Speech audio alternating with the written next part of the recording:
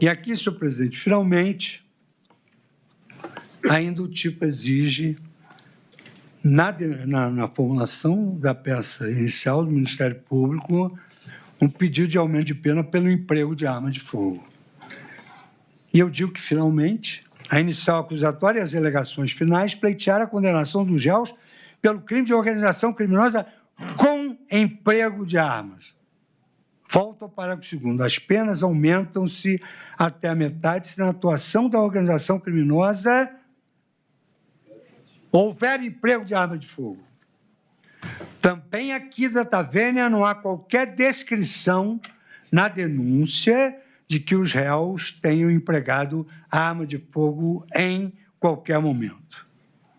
O fato de haver militares entre os denunciados ou pessoas detentoras por lei do direito ao porte de arma de fogo não atrai por si só a incidência da majorante, conforme pacífica doutrina do tema que antes eu mencionei. As alegações finais contêm uma única alusão à arma de fogo, que não guarda relação alguma com os supostos membros da organização criminosa. Trata-se do trecho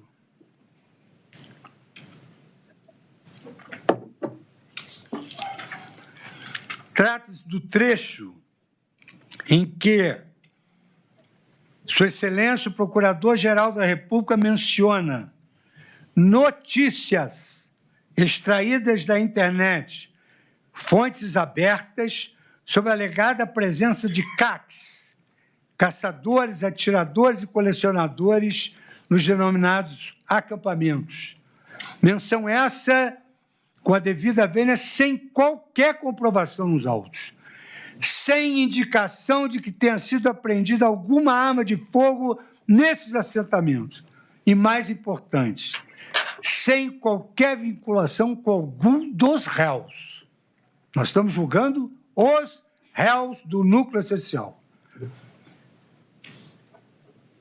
Conforme tive a oportunidade de aludir nas premissas teóricas, doutrina e jurisprudência são uníssonas, no sentido de que, para a incidência dessa majorante, o integrante da organização criminosa deve utilizar efetivamente a arma de fogo para a prática de infrações penais destinadas a oferir vantagem ilícita.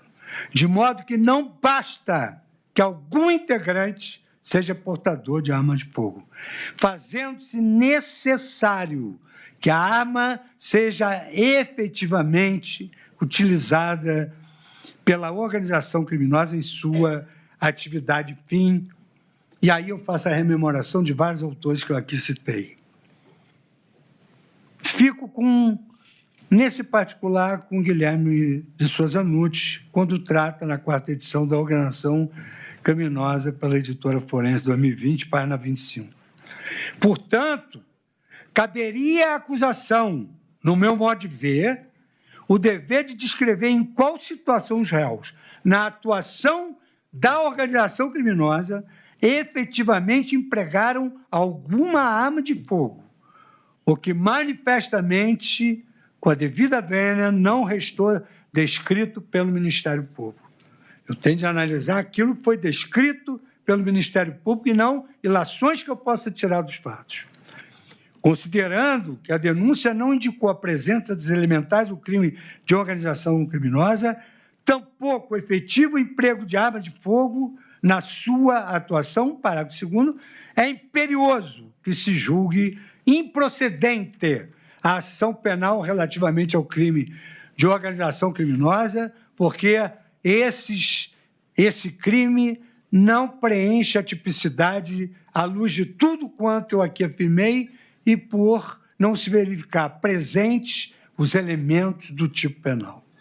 Eu, nesse sentido, eu cito a ação penal 932, que assim dispôs.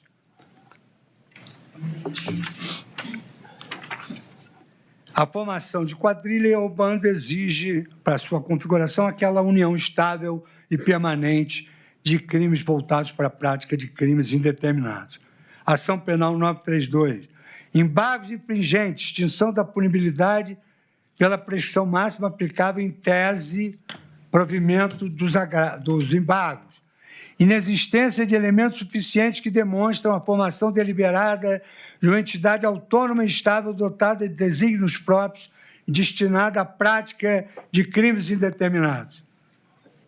Isso eu estou abordando porque eu entendo não preenchido os elementos do tipo da organização criminosa. E eu fragmentei todos os elementos do tipo. Ação penal 470. Foi essa ação penal que se absolveu dos crimes de quadrilha, apesar dos delitos gravíssimos que eu aqui mencionei. Inexistência de elementos suficientes que demonstrem a formação deliberada de uma formação deliberada, autônoma e estável, dotada de desígnios próprios destinada à prática de crimes.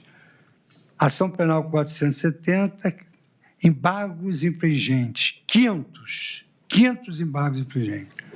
Tribunal Pleno julgado em 2014. A não caracterização do crime de quadrilha, ponto, inexistência de elementos suficientes que demonstrem a formação deliberada de uma entidade autônoma e estável dotada de desígnios próprios, bem como destinada à prática de crimes indeterminados. Ação penal 470, 10 embargos infringentes.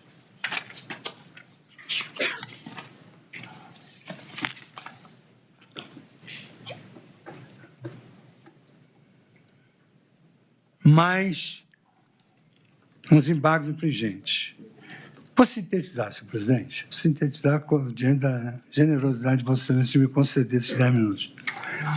A acusação, em síntese, ela, com a devida vênia, não indicou que os réus teriam se reunido para a prática de crimes indeterminados ou de uma série indeterminada de delitos, elemento necessário para a caracterização do crime de organização criminosa.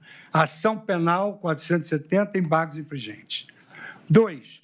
O agrupamento de pessoas para a prática de delitos determinados na denúncia não configura um crime autônomo, mas, em tese, concurso de pessoas, na esteira da firme jurisprudência desta Corte, generalizadamente, de todos os tribunais do país, além do absoluto consenso doutrinário. 3. A acusação não narrou a prática de uma pluralidade de crimes punidos com pena máxima superior a 4 anos, elemento objetivo do tipo de organização criminosa, tendo em vista que os crimes de dano narrados inicial são punidos com pena máxima de 3 anos. 4. A acusação de que as condutas caracterizariam, ao mesmo tempo, 2 crimes, o delito de tentativa de abolição violenta do Estado Democrático de Direito e o crime de golpe de Estado, que já gerou dúvidas no Pleno, no intuito de permitir a configuração em tese do delito de organização criminosa, revela-se equivocada por 2 razões. O concurso material entre os 2 tipos penal vem sendo rejeitado por vários ministros da Corte, desde o julgamento no plenário do tribunal. Cito os votos, me incluo neles, ao entendimento de que tais atos configuram em tese apenas um crime.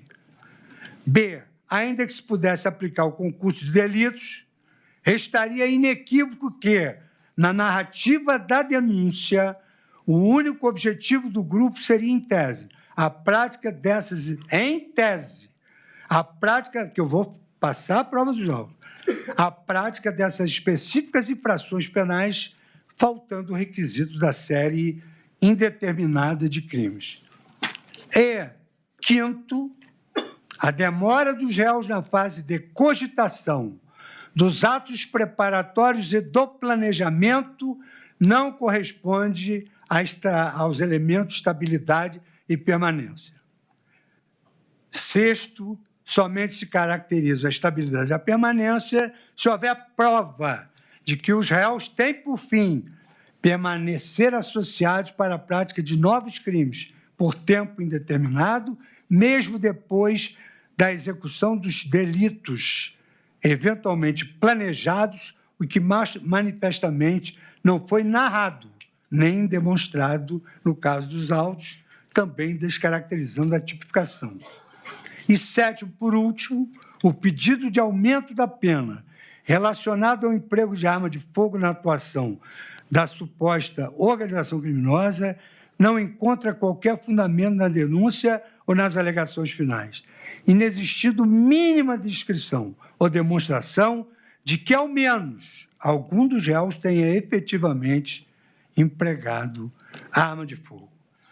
Por todo o exposto, Suas Excelências, senhores ministros, excelentíssimo senhor Procurador-Geral da República, com as vênias dos que se manifestaram em sentido contrário e sem prejuízo da análise individualizada das condutas imputadas a cada um dos réus, eu julgo manifesta a ausência de correspondência entre as condutas narradas na inicial e o tipo penal do artigo 2º, parágrafo 2º da Lei 12.850, o que não permite outro caminho senão o de julgar improcedente a acusação no que tange à imputação do crime de organização criminosa.